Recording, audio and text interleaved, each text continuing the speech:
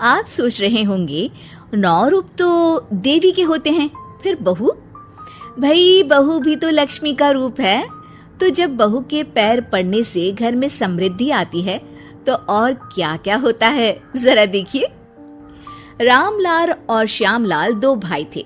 दोनों बड़े ही प्यार से साथ ही एक ही घर में रहते, लेकिन दोनों की बीवियों का रवैया एक दूसरे के लिए बिल्कुल ठीक नहीं था। एक दिन रामलाल की बीवी कहती है, अरे रमा, ये क्या कर दिया? सारा कचरा पूरे घर में फैला दिया। माफ करना दीदी, मैंने रखा तो एक ही जगह था, लेकिन हवा इतनी तेज चली कि उड़ गया। अभी उठा देती हूँ। हाँ हाँ, जल्दी करो। और एक बात, अब भाई साहब से बोल देना कि 2 रसोई कर ले। पता तो है मेरा बेटा सोहन बड़ा हो गया है, अब लड़की वाले भी आने लगे हैं, तो उसकी शादी हो ही जाएगी इस साल। हाँ हाँ दीदी, मेरा बेटा विहान भी तो बड़ा हो गया है और उसकी भी तो शादी होनी है। ठीक कहती हैं आप। अब हम ऊपर वाले तल्ले पर शिफ्ट हो जाएंगे। मैं विहान के पापा से बात कर लेती हूँ। बात नहीं करना, शिफ्ट होना है, क्योंकि मैं अब साथ नहीं रह सकती। हाँ हाँ दीदी, ठीक है ना। फिर क्या, हो जाते हैं एक घर के, एक परिवार के 2 टुकड़े और 2 रसोई, दोनों के बेटों की शादी। और फिर शुरू होती है कहानी। अरे मेरी बहू तो ढेर सारा दहेज लाई है। ये देखो, बड़ा टीवी, एसी, कार और गहने भी। दीदी, ये तो बहुत अच्छा है, लेकिन है कहाँ आपकी बहू? अब वो सो रही है। थोड़ी रिजर्व टाइप की है ना, अपने ही कमरे में रहती है और ज्यादा बात भी नहीं करती। तभी रमा की बहू की आवाज आती है, माँ कहाँ है आप? जल्दी आइए, नाश्ता ठंडा हो रहा है और मुझे भी भूख लग रही है। आ रही हूँ बेटा, रुक। दीदी चलूं क्या? ये लड़की मेरे साथ ही बैठकर खाती है, वैसे भी भूख लगाई है। ये बोलकर वो चली जाती है। तभी श्यामा की बहू बाहर आती है और बाहर की ओर जाने लगती है। अरे बहू, कहीं जा रही हो क्या? क्या है माँ जी, बिना बात के ठोका मत करो। जा रही हूँ मैं। वैसे भी मेरे पापा ने कार घर में रखने को तो नहीं दी है ना। अरे नहीं नहीं बेटा, बिल्कुल बिल्कुल, घूमो घूमो। मैं तो कहती हूँ मुझे भी साथ लेकर जाया करो, साथ ही घुमा करेंगे। अरे नहीं नहीं, मैं आपके साथ बिल्कुल भी कंफर्टेबल नहीं हूँ। वैसे भी मैं शॉपिंग में जा रही हूँ, कहाँ आपको टांगती फिरूंगी। ये बोलकर श्यामा की बहू निकल जाती है। तभी उसके कान में ऊपर वाले तल्ले से हंसने की आवाज आती है। और ये कौन इतनी जोर जोर से हंस रहा है? ऊपर जाती है, जहां वो देखती है कि रमा और उसकी बहू साथ बैठकर बातें कर रही होती हैं। फिर तो मम्मी जी इतना मजा आया कि मैं क्या बताऊं। हाँ हाँ बहू, सुनने में ही हंसी नहीं रुक रही। तू तो वहां मौजूद थी। तभी दोनों की नजर श्यामा पर पड़ती है। अरे ताई जी आइए ना, आइए। वो उनके पैर छूती है और फिर चाय बनाकर लाती है। श्यामा अकड़कर कहती है, अरे नहीं नहीं, मैं चाय वाय नहीं पीती। बस हंसने की आवाज आ रही थी तो सोचा बता दूं कि टीवी की आवाज धीमी कर लो। अरे टीवी, वो देखो दीदी, धूल खा रहा है, वक्त ही नहीं मिलता देखने का। बहू के साथ वक्त कैसे बीत जाता है, इसकी बातें और किस्से कहानी किसी सीरियल से कम नहीं होते। श्यामा को खुशहाल रमा को देखकर जलन होती है। हाँ हाँ, मैं तो तंग आ जाती हूँ इतनी सारी बातें करके, मुझे तो सुकून पसंद है। ये कहकर श्यामा चली जाती है। अगले दिन रमा अपनी बहू के साथ घर से जा रही होती है कि तभी दरवाजे में श्यामा उन्हें टोकती है। अरे कहाँ जा रही हो दोनों? अरे देखिए ना दीदी, इसे शॉपिंग करने जाना था। मैंने कहा अकेली चली जा, तो कहने लगी मम्मी जी आप घर में अकेले बोर हो जाओगे ना, आप भी चलो हमारे साथ। अरे अब इस उम्र में तू कहाँ घूमेगी? अब देखते हैं दीदी, जहाँ ये लड़की घुमा दे। अब मेरी बहू भी कल गई थी कार चलाकर। हाँ। तभी रमा की बहू कहती है, ताई जी मुझे तो कार चलानी नहीं आती, लेकिन हाँ, इस सुहाने मौसम में मम्मी जी को स्कूटी की सैर करा देती हूँ। श्यामा का मुंह बंद हो जाता है। वो अपने कमरे में चली जाती है जहाँ उसकी बहू बैठकर अकेली टीवी देख रही होती है। बहू, तू भी कुछ बातें किया करना, मैं अकेले अकेले बोर हो जाती हूँ। तो क्या मैं यहाँ आपको एंटरटेन करने आई हूँ? देखिए मम्मी जी, मैं तो सिर्फ ये कहना चाहती हूँ कि ये टीवी मेरे पापा ने दी थी, तो ये टीवी कल तक मेरे कमरे में लग जानी चाहिए, समझिए आप? ये बोलकर वो वहां से चली जाती है। श्यामा सोच लेती है कि वो अब ये सारी बातें अपने बेटे को बताएगी। शाम को उसका बेटा जब घर आता है। अरे देख बेटा, तेरी बीवी सारा दिन अपने कमरे में रहती है, न बात करती है न चित। मैं बूढ़ी सारा दिन भूत की तरह अकेली घूमती रहती हूँ घर में। अरे माँ, मैं क्या बोलूं? मैंने कई बार उसे बोला कि सबके साथ उठा बैठा करो, हंसा बोला करो और मिलकर रहो, लेकिन वो कहती है कि उसका मन ही नहीं करता। अरे क्यों मन नहीं करता है? ऐसा क्या हो गया? माँ, तुझे याद है उसके पिता ने कार देने से मना कर दिया था। कहा था कि उनके पास पैसे नहीं है, साथ ही तेरे सामने हाथ भी जोड़ा था, लेकिन कैसे तूने उसके पिता के साथ बुरा व्यवहार किया था। उन्हें कहा था कि पैसे नहीं है तो किसी भिखारी से शादी कर दो अपनी बेटी की। हाँ बेटा, तभी तो आज दरवाजे पर इतनी लंबी कार खड़ी है। बस माँ, तो अब तू उस कार से ही बात कर और उससे मन लगा, क्योंकि पिता के आंखों का आंसू आपकी बहू के दिल तक उतर चुका है और आपकी इज्जत उसकी नजर में। अब श्यामा को समझ आता है कि कुछ निर्जीव चीजों से घर भरने से अच्छा है कि सजीव चीजों से जिंदगी भरी जाए। लड़का बनी बहू। पूरे 28 साल का हो चुका था ऋषभ, लेकिन शादी करने को तैयार ही नहीं था।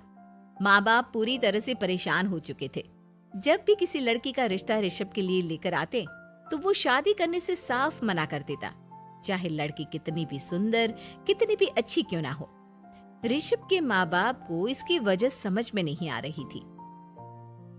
अरे ऋषभ बेटा, अच्छी खासी नौकरी लग गई है, दिखता भी इतना अच्छा है, आखिर बात क्या है, तुझे शादी क्यों नहीं करनी? देख, तू हमारा इकलौता बेटा है, अगर तू शादी नहीं करेगा तो कैसे काम चलेगा? लेकिन मैं शादी करना ही नहीं चाहता, मुझे कोई लड़की पसंद नहीं आती। अरे बेटा, अगर कोई लड़की तुझे पसंद हो तो उससे शादी कर ले, हमें कोई एतराज नहीं है। हाँ ऋषभ बेटा, अब देख, तेरी माँ से भी काम नहीं होता। घर में एक बहू आ जाएगी तो कम से कम घर का माहौल भी अच्छा होगा और तेरी माँ को मदद भी मिल जाएगी। लेकिन मम्मी पापा कहा ना, मुझे लड़कियां पसंद ही नहीं आती। अरे लड़कियां पसंद नहीं आती तो क्या लड़का पसंद आता है? वो तो वक्त आने पर ही पता चलेगा। ऋषभ की बात सुनकर उसके माँ और पापा का सर चकरा जाता है। कुछ दिनों के लिए ऋषभ अपने ऑफिस के काम से शहर से बाहर जाता है और जब लौट कर आता है तो सामने का नजारा देखकर उसके माँ पापा बेहोश होते होते रह जाते हैं। अरे ये क्या, ये तुम्हारे साथ कौन है? माँ, ये दीपक है, मेरी पत्नी। हम दोनों ने शादी कर ली है। दीपक तुम्हारी पत्नी कैसे हो सकता है? अरे दीपिका होती तो बात समझ में भी आती, ये तो लड़का है। तो क्या हुआ पापा, आजकल तो ये सब फैशन में है और मैंने आपको बताया था कि मुझे लड़कियां पसंद नहीं आती। अरे तो इसका मतलब ये थोड़ी है कि तुम दीपक को दीपिका बनाकर ले आओगे। मुझे बहू चाहिए, बहू के रूप में, ये आदमी नहीं। लेकिन मम्मी जी, मैं आपकी बेटे से बहुत प्यार करती हूँ, मेरा मतलब करता हूँ। अरे इसको तो करता हूँ करती हूँ का अंतर भी नहीं पता, लेकर जाए इसे वापस। अगर आपने इसे घर से बाहर निकाला पापा तो मैं भी इसे के साथ चला जाऊंगा। मैं ऋषभ के बिना जी नहीं सकती, मेरा मतलब जी नहीं सकता। हमारा जिंदगी भर का साथ है, प्लीज हमें अलग मत कीजिए मम्मी जी, पापा जी। हे भगवान, ये तूने क्या दिन दिखाया? मेरे बेटे को थोड़ी अकल दे दे, लड़के को बहू बनाकर घर में ले आया है। अब क्या होगा, हम दुनिया को क्या मुंह दिखाएंगे? माँ, बेकार में परेशान हो रही हो। दीपक आपके सारे काम करेगी और एक अच्छी बहू की तरह आपके साथ रहेगी, देखना। पहले तो खुद तो क्लियर कर ले कि ये कुछ करेगा या करेगी। बाद में हम सोचते हैं कि हम क्या करें।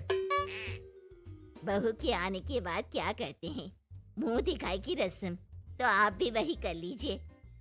आप चाहे तो मैं पूरे मोहल्ले में न्योता दे आती हूँ। अरे रहने दे, तेरी वजह से बेइज्जती और ज्यादा होगी। आई बड़ी, अब मेरा मतलब है आया बड़ा न्योता देने वाला। अगले दिन सुबह के वक्त दीपक बड़ी नजाकत से चलता हुआ सबके लिए चाय बनाकर सुबह सुबह बालकनी में आ जाता है। प्रणाम मम्मी जी, प्रणाम पापा जी। ये देखिए, चाय बिल्कुल आपकी पसंद की है। मुझे ऋषभ ने सब कुछ बता दिया था कि आपको क्या क्या पसंद है। हे भगवान, ये सब क्या हो रहा है? ये क्या नौटंकी है? नौटंकी कहाँ है? माँ देखिए तो, मेरा दीपक आपका कितना ख्याल रख रहा है। लाओ, अब जो भी है जैसे भी है, चाय पियेंगे ही सही। थोड़ी देर के बाद, वैसे दीपक, चाय तो तुमने बहुत अच्छी बनाई है। चलो कुछ तो अच्छा हुआ। अगले दिन, अजी सुनते हैं, आज पैरों में बड़ा दर्द हो रहा है।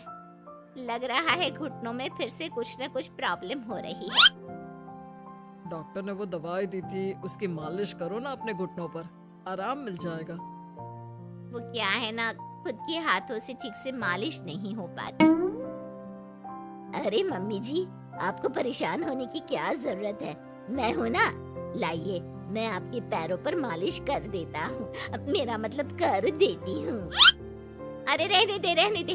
घर में बहू होती तो सेवा करती, यहाँ तो आदमी बहू बनकर बैठा हुआ है। मम्मी जी नाराज मत होइए, एक बार मुझे मौका तो दीजिए आपकी सेवा करने का। अच्छा ठीक है, ठीक है, ये ले दवाई लगा दे। दीपक बहुत अच्छे तरीके से घुटनों की मालिश करता है। थोड़ी देर के बाद, इतना आराम मिल रहा है क्या बताऊं। ऐसा लग रहा है मेरे घुटनों में कभी तकलीफ थी ही नहीं। लगता है तुम्हारी लड़का बनी हुई बहू तुम्हें पसंद आने लगी है। ऐसा कुछ भी नहीं है, वो तो बस इतने अच्छे से मालिश की, इसलिए मैंने इसकी तारीफ कर दी। मम्मी जी पापा जी आपस में लड़ाई नहीं करते। अच्छा आप ये बताइए, शाम के खाने में क्या खाएंगे? पनीर, दाल मखनी, पुलाव, कुछ भी स्पेशल बता दीजिए। अरे भाई, ये सारी चीजें मुझे तो खाने में बहुत ही पसंद है। तुम क्या कोई औरत हो जो पनीर दाल मखनी बनाओगी? हाँ, अरे लड़का हो तो लड़के की तरह बिहेव किया करो ना। भले ही मैं लड़का हूँ तो क्या हुआ, अब तो मैं ऋषभ की पत्नी और आपके घर की बहू हूँ, तो मुझे उसी तरह से रहना पड़ेगा ना। अच्छा ठीक है, ठीक है, जो तुम्हें पसंद है बना लो। आदमी रसोई में खाना बनाते हुए कैसे लगते हैं, जरा मैं भी तो देखूं। शाम को दीपक सबके लिए अच्छा सा खाना बनाकर डाइनिंग टेबल पर लगा देता है। ऋषभ ऑफिस से जब लौट कर आता है, सब लोग खाना खाने के लिए बैठ जाते हैं। अरे वाह, क्या गजब का पनीर और दाल मखनी बनाई है। ऐसा जायका तो होटल के खाने में भी नहीं आता। दीपक, कितना अच्छा खाना बनाती हो, मेरा मतलब बनाते हो। तुम्हारी इसी अदा की वजह से तो मुझे तुमसे प्यार हो गया। अरे बहुत हो गया, आदमी होकर आदमी से प्यार करते हो। अरे लेकिन कुछ भी कहो, जरा खाना खा कर तो देखो ऋषभ की माँ, मजा आ जाएगा। हाँ वैसे बात तो आपकी सही है, खाना तो वाकई में लाजवाब है। इतना स्वादिष्ट पनीर तो मैंने अपनी जिंदगी में नहीं खाया। कितना अच्छा होता अगर ये दीपिका होती। और फिर अगली सुबह कुछ ऐसा होता है जिसे देखकर ऋषभ के माँ और पापा ना केवल खुश होते हैं, बल्कि हैरानी से उनकी आंखें फटी की फटी रह जाती हैं। उन्होंने जो नजारा अपनी आंखों के सामने देखा, उसे देखकर उन्हें अपने आप पर भरोसा नहीं हुआ। सुबह का वक्त था, सब लोग बालकनी में बैठकर सुबह की चाय का इंतजार कर रहे थे। तभी रसोई में से एक बहुत ही खूबसूरत लड़की, जिसके लंबे लंबे बाल थे और जिसने साड़ी पहनी हुई थी, हाथ में चाय की ट्रे लेकर वहां आती है। अरे ये कौन है? रातों रात हमारा लड़की बहू बन गया क्या? मुझे लगता है कोई सपना देख रहा है। इतनी सुंदर बहू तो हमने सपने में भी नहीं देखी। देखा माँ, जादू हो गया, जादू। अरे लेकिन ये है कौन? तुम्हारा वो आदमी वाला पत्नी कहाँ चला गया? आपने मुझे पहचाना नहीं? मैं दीपक नहीं, दीपिका हूँ। इतने दिन से लड़के के कपड़े पहनकर आपके घर में आपकी बहू बनी हुई थी। माँ, ये दीपक नहीं, दरअसल ये दीपिका थी। लेकिन इसे लड़कों की तरह रहने का शौक था और इसे लड़की की तरह रहना मंजूर नहीं था, इसलिए मैं इसे लड़के के रूप में आपकी बहू बनाकर यहाँ ले आया। तो फिर अचानक ये उसका हृदय परिवर्तन और रूप परिवर्तन कैसे हो गया? वो क्या है ना, मुझे बाद में एहसास हुआ कि आप लोग इस बात को लेकर बहुत दुखी हैं कि आपकी बेटी ने एक लड़की के साथ शादी की है, इसलिए मैं अपने असली रूप में वापस आ गई। हमने कोई पुण्य कर्म किए होंगे जो तुम्हारे जैसा, मेरा मतलब तुम्हारे जैसी बहू मिली, इतनी खूबसूरत और इतना ख्याल रखने वाली। भला हो भगवान का कि हमें लड़की बहू मिली है, लड़का बहू नहीं।